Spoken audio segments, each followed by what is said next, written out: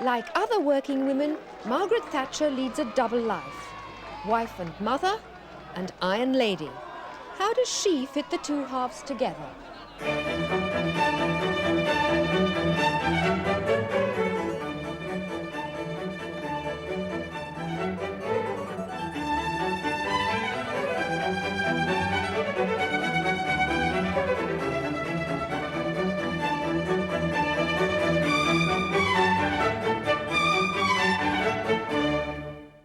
For people who are so much in the public eye, it must be quite difficult to protect a private self from the public view. Have you grown a second skin, developed a second skin that protects you? No, it's practically impossible. You're quite right. Practically impossible to protect your private self from public view. And you don't grow a second skin. Everyone says, well, you must. You must kind of put on an armor. No matter how tough some of my colleagues in politics, if there's anything horrid said about them, it wounds them. You can see. You can see it does. And of course it hurts and wounds oneself. The only kind of protection you can grow is if you know horrid things are being written by a particular paper or person, not to read them. Because if you do, well, you do think about it, and you really have got other more important things to think about. If you didn't have some kind of protecting mechanism, surely there are things in the press like cartoons and parodies and caricatures. They would really hurt quite a lot. Well, caricatures are different, you know. I've roared with laughter at caricatures of other people, and I really think some of myself are rather good. Caricatures are different. They have something else. They're not just malicious. They have a cleverness about them, you know, a genuine cleverness or a wit. I mean, that's fantastic. And you like that? When someone was interviewing me once and said, do you know that somewhere you're called that bloody woman? I had no idea. And it bothered me for a time, and I thought, good heavens, whatever sort of picture have they got? But then I just put it out of my mind and carried on. But it wasn't very nice at the time. Caricatures, though, they're really funny. Have you ever seen a caricature or a cartoon and recognised something in yourself that you really hadn't realised before? What I notice is that whatever I wear, they will caricature. I'm now always caricatured with quite large bows. I often wear bows. They're rather softening, they're rather pretty. So do a lot of other people wear bows. Always bows. Usually a large nose. I think a little bit larger than it is. A double chin. I have to watch that I don't get too much bigger double chin. And I remember once when I was Secretary of State for Education, I wore a rather smart hat. It suited, looked, I suppose, like a bit like a radar bow, with great big stripes on. It was a very smart hat. The fact was, it would have done for an actress, but it wasn't quite right for a politician. I learned that lesson ever since. If you're going to wear a smart hat, wear very plain. And for about 6 months after, if ever they caricatured me, it was in this blessed hat, this radar bow. I've never worn one like it since. Now, much plainer. Other sides of public life that you really enjoy, that you really like? You have the chance to see some things that you absolutely love. I mean, to go to things which you see on television, which were a dream in your mind from a child. You didn't see them on television then. Well, you go to great state banquets, state occasions. I had always wanted to go to the Lord Mayor's banquet at Guildhall. I never thought I would be there. Do you remember they were always broadcast when we were young? Well, when I was young, always broadcast. There was no such thing as television. The Royal Academy dinners were always broadcast, and we always listened to them. And one had a dream in one's mind of what they were like, these great people in the city who had so much power. And then you go. And I remember in my first speech saying, look, I remember how much we looked up to the city, how powerful, how great it was. And then you go, and you realize that it's a lot of people like you, and how other people are expecting things of you. Do you think that your upbringing prepared you for the kind of life that you've had to lead? All my upbringing was to instill into both my sister and I a fantastic sense of duty, a great sense of whatever you do, you're personally responsible for it. You don't blame society for anyone. Society isn't anyone. You're personally responsible. And you must make up your own mind. That was very, very strong. Very strong. I remember my father sometimes saying to me, if I said, oh, so-and-so's doing something, can't I do it too? You know, children don't like to be different. And him being very stern, You make up your own mind what you're going to do. Never because someone else is doing it. And he was always very stern about that. It stood one in good stead. You've referred to the importance of your upbringing, to your politics and your philosophy. Can you tell me a little bit about your home? What was it like?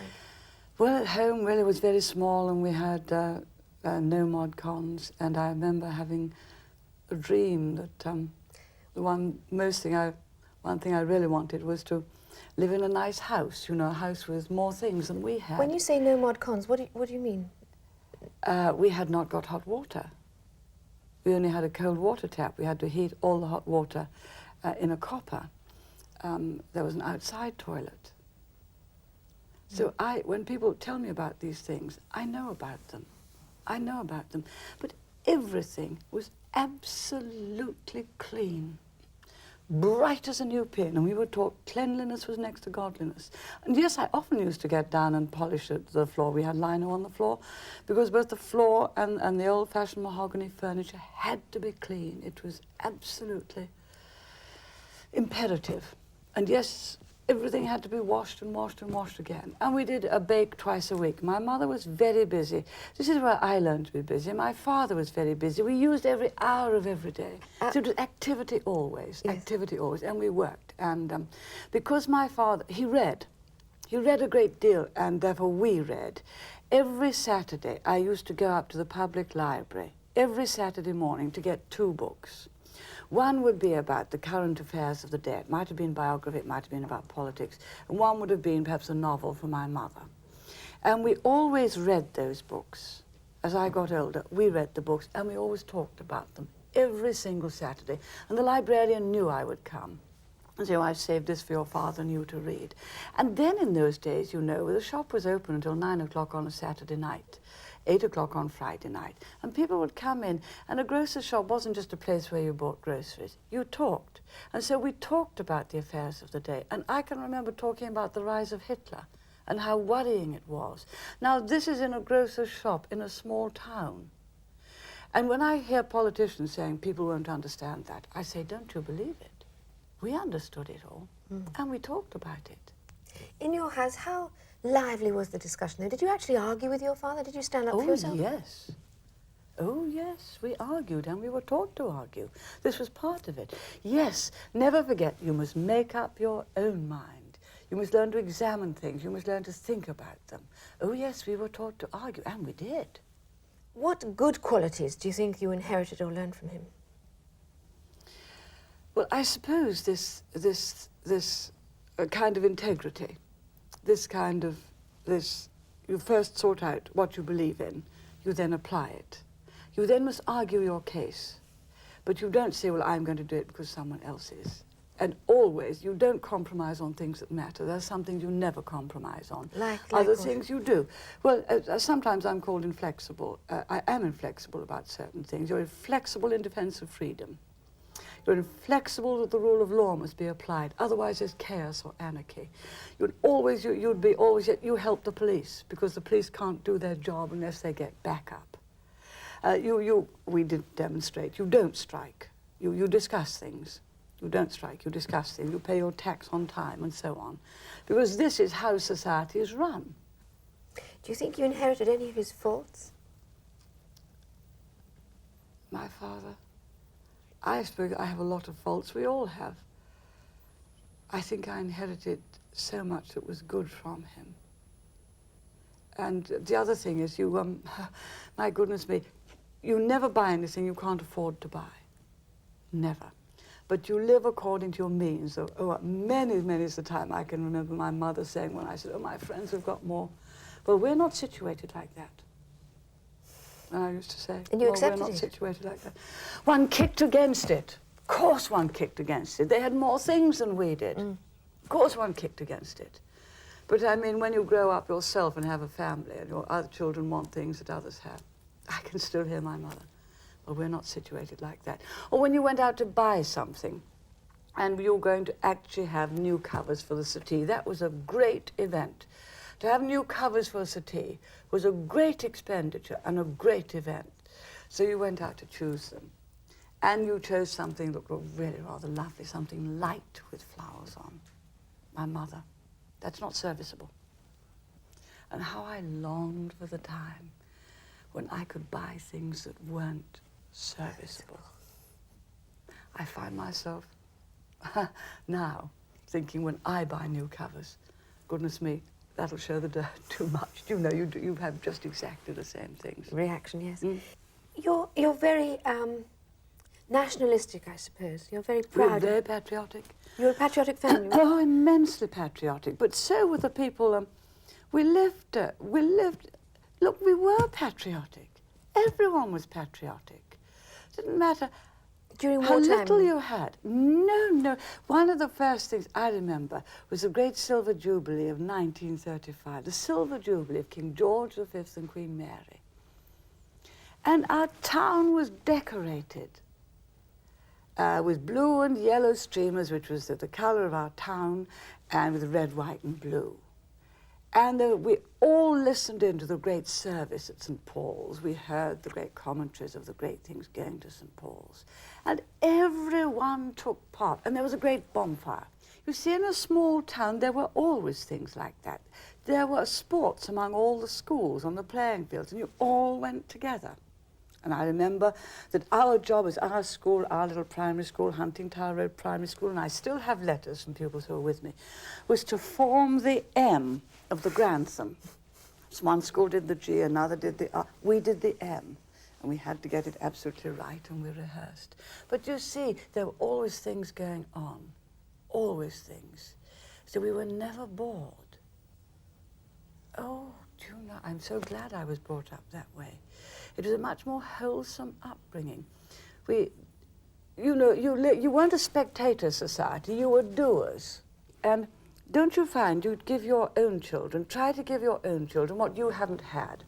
For us, it was rather a sin to enjoy yourself by entertainment. Do you see what I mean? Life wasn't to enjoy yourself. Life was to work and do things. My father had not had an education, because I told you he had to go out early. But he was the best read man I ever knew. He gave me the education, self-education he'd never had. I tried to give my children, as well as the education, a little bit more amusement, a little bit more to play every sport, so that wherever they went, they could play sports, and perhaps we weren't allowed to go to theatre very much. Well, that was one's upbringing. Can I just talk about your mother for a minute? Mother was marvellous. Yes, go on. Well, I was going to ask She was very you... practical. You see, Daddy taught me, we discussed with my father, but she was very, very practical, and we gained a lot from her. But she worked. I mean, you say I work. I do. But so did my mother. We all worked. We all worked. Did she take part in family, the kind of education that your father was giving you? Did she take an equal part in that? No, not so much. No, Mummy didn't get involved in the argument. She'd probably gone out the kitchen to get the supper ready. What examples did your mother set you as opposed to your father? Oh, Mummy backed up Daddy in everything as far as you do what is right. She was terribly proud. I mean, she would just say to me sometimes, your father had a very difficult day in council, standing up for his principles. This, again, I knew. Very difficult day, standing up for his principles. And he was chairman of the finance committee, and my goodness, our town never got into debt. My goodness me, every money was spent carefully, nothing spent extravagantly. And eventually, he was on the council for such a long time, and eventually became an alderman. We don't have aldermen now. And eventually, when the political complexion changed, they threw him off being an alderman. Did your mother, it was such a tragedy. She served to protect him, though, from... Yes, served to protect. He always got maximum support from his family. But I remember when my father was turned off that council, making a speech for the last time, very emotional.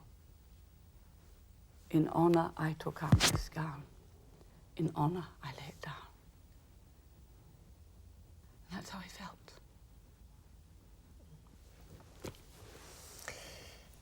Religion's always played an important part in your life, hasn't it? And you've spoken about it already. Did you feel that that was... And you did a lot of...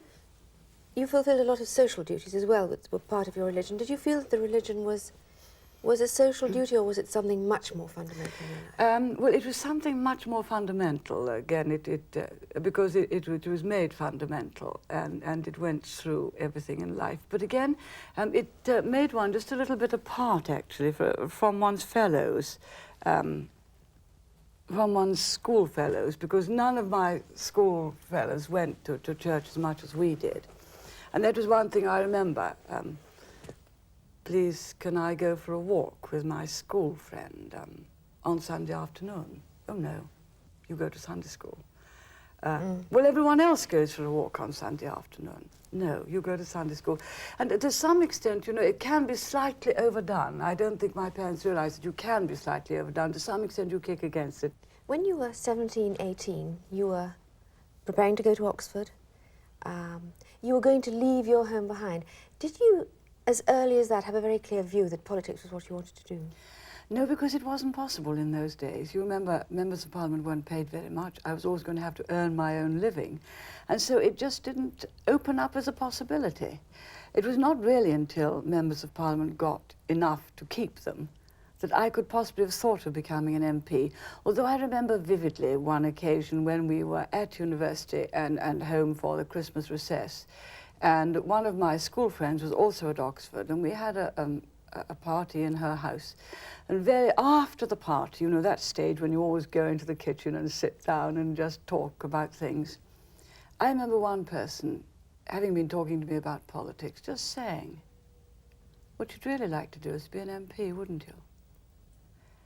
And I said, yes, but I don't know whether it's possible.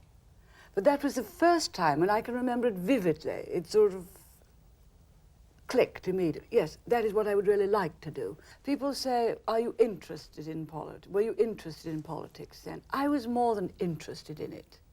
It was a kind of fascination, and it was partly because we had done all of this reading and discussing, partly because they were cataclysmic times with the rise of Hitler and that war. And how could it be that, having learned so much from history, a tyrant had still come to power and we still had to enter upon war to beat him? So it was a total fascination. I couldn't get away from it. That's much more the real thing.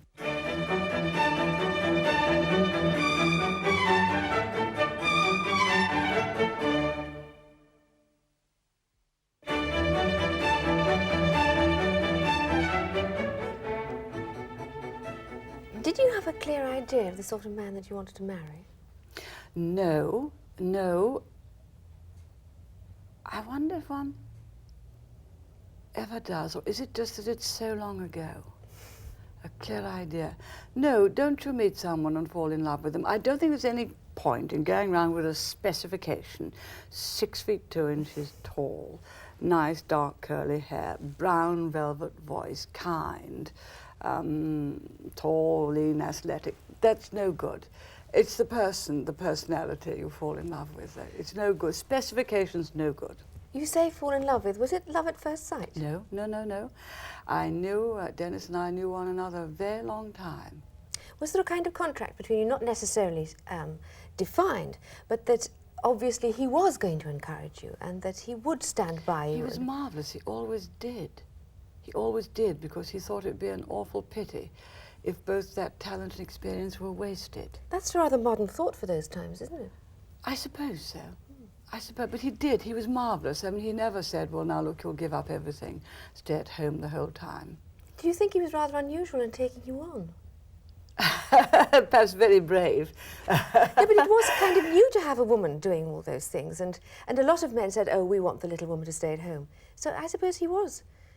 I think perhaps in those times he was. Don't forget, we'd come through a wartime period when women did a lot. But it was unusual for, I think, a professional man with women who also had a profession to do it. Yes. Did marriage give you confidence? Did Dennis's sort of experience, broader experience than yours, give you confidence? Well, do you know, it's funny you should say that. I think it must have done, because I remember giving a party. I'd been married about 6 months, and one of my friends coming. And we automatically fell back into talking about other things. And all of a sudden it dawned on me that this was the biggest thing in one's life, now kind of sorted out. Therefore one turned one's mind both to other things. Is that a strange thing to say? That I was, what, 25, 26 when we were married. That it was. I mean, one recognized that to choose a partner for life is really the biggest thing in life. Do you think you could have ever married a man who didn't go along with the idea that you'd have a career? I think there would have been a clash sooner or later. You know, you have to work this out. As you know in your own life, you have to work it out between your husband and yourself. Who's going to do what? But yes, it did. I hadn't quite thought of it in those terms before. Perhaps it's because you've had the same experience. Yes, it did give one a new confidence, because there was still a feeling about at that time that you didn't get married, you were a little bit odd. Yes. And I suppose that somehow that would translate. I don't think that is true at all. But you took your bar exams and were successful and became a barrister, and you went back to work very quickly after having your twins. Now, did you receive a lot of criticism from your colleagues? No, I didn't, but again, I remember that. They arrived, and they were very small and going to need a lot of looking after. And of course, you know, something, you do change when you've had children. Oh, yeah. It is the biggest change which occurs to you in your life. And really, for the first time in your life, you and your husband are both living for another human being, and someone else matters to you far more than you yourself. Far more. I mean, you give everything that they should have a good start. And it is a great physical and mental and emotional change which comes over you. And I remember looking at these two, being so relieved that the doctor had managed to get both of them, because there was some doubt whether he could. And thinking, now, this is fantastic. Now, if I'm not careful, I'm never going to make an effort to get back to a sort of intellectual pursuits. I'm just going to be so overcome with this that I'm not going to continue with the law or politics or anything. And I really ought to be able to do both. Children were born in August. We won the Ashes that year too. I remember, where was Dennis when the children were just born? Listening to the match at the Oval. We won the Ashes that year. And it was August 15th. And I thought, I've got to do something to ensure that I do go back to work at the bar. And so I, from the hospital, wrote off to Lincoln's Inn for my finals papers for my bar exams, which were to take place in December. And I knew that once I'd done that and entered, pride would make me work hard for it to get them. But it was a fantastic emotional change.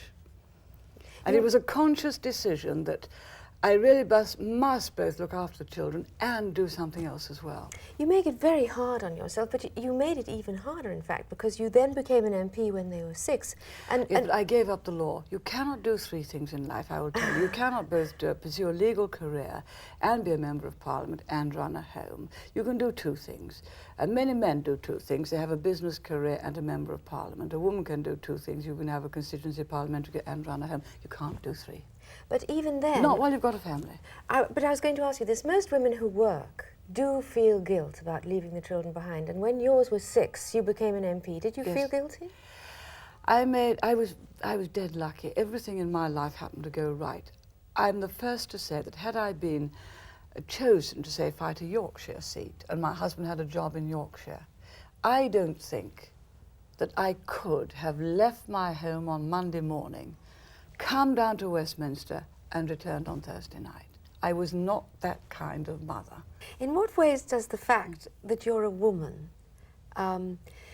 affect the way that you see the job? You know, that's a question I find very difficult to answer. I've never been a man Prime Minister, so I don't know quite what it would be like. But I do think women take a slightly different approach.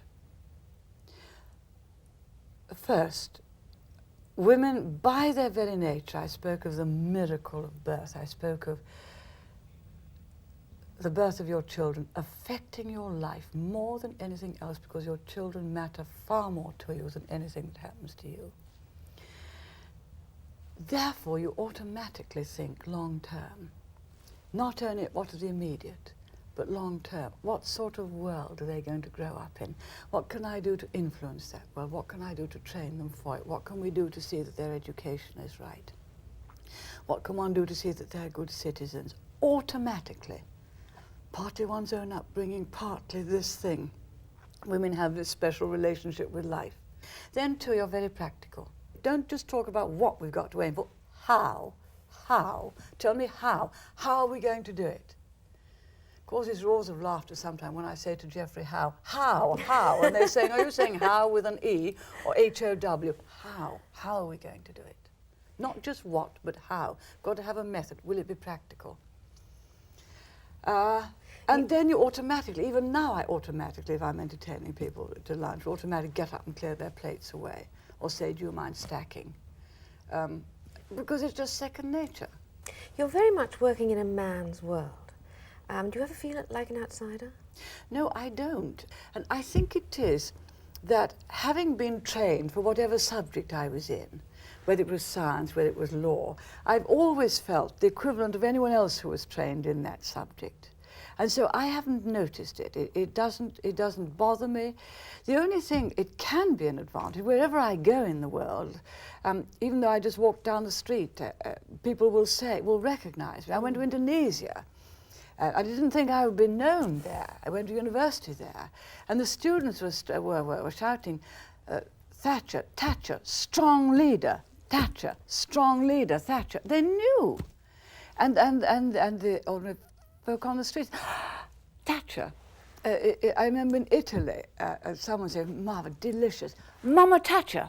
Mama Thatcher. Wasn't it marvellous? Mama Thatcher. Absolutely wonderful. Mm.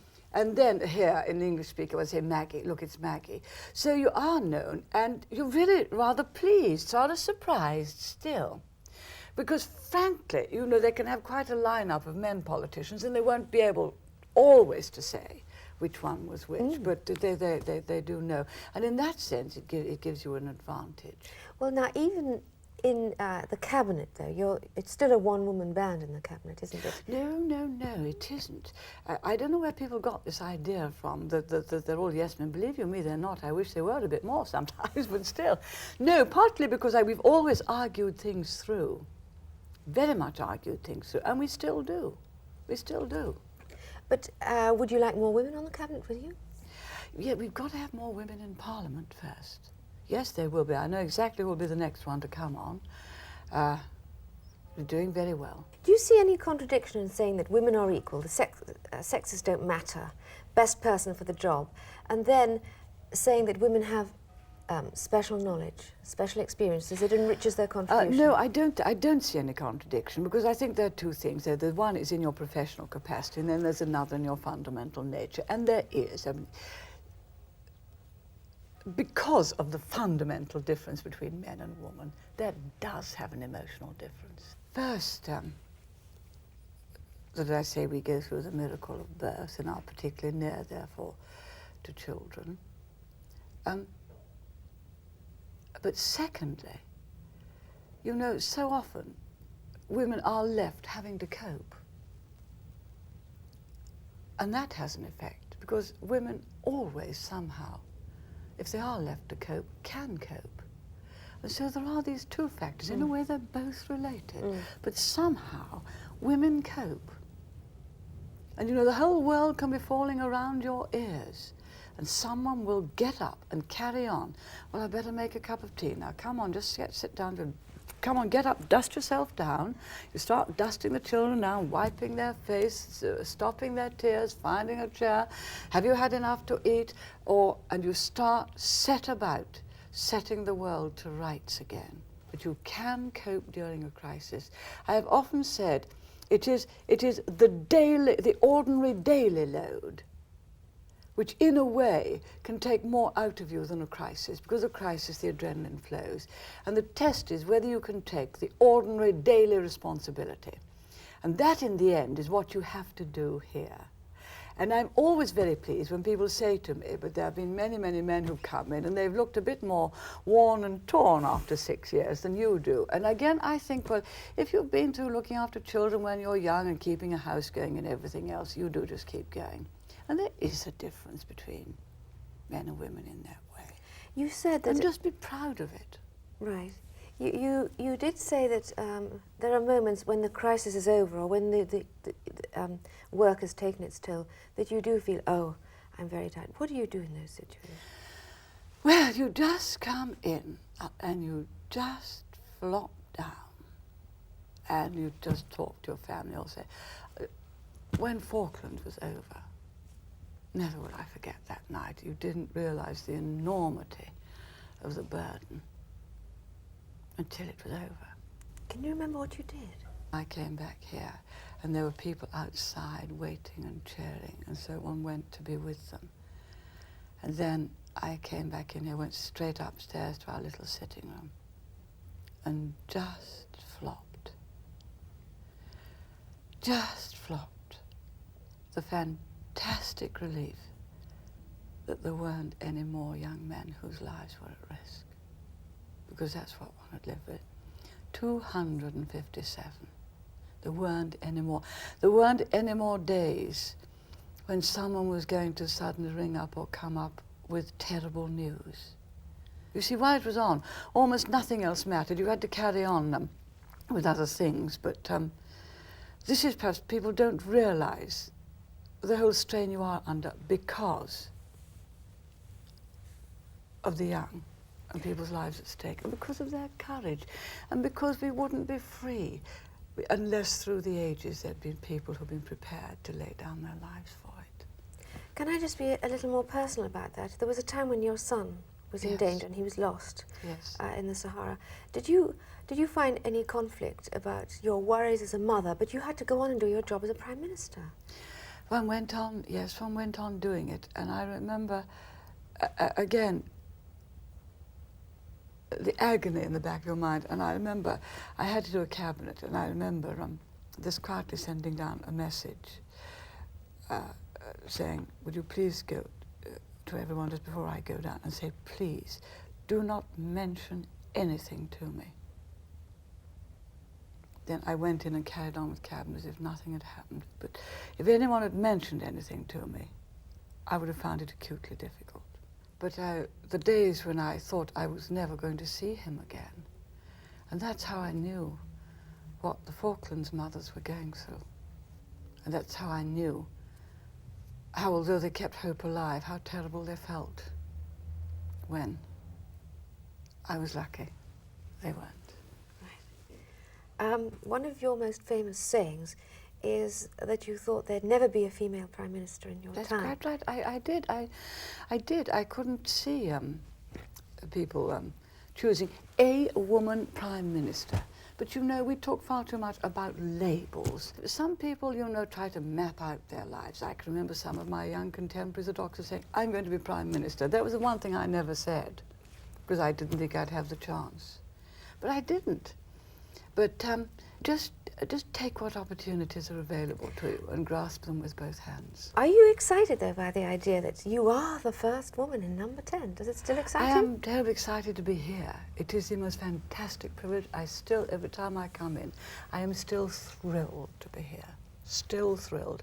I don't think of myself as the first woman Prime Minister. I am still thrilled to be the person who is in here.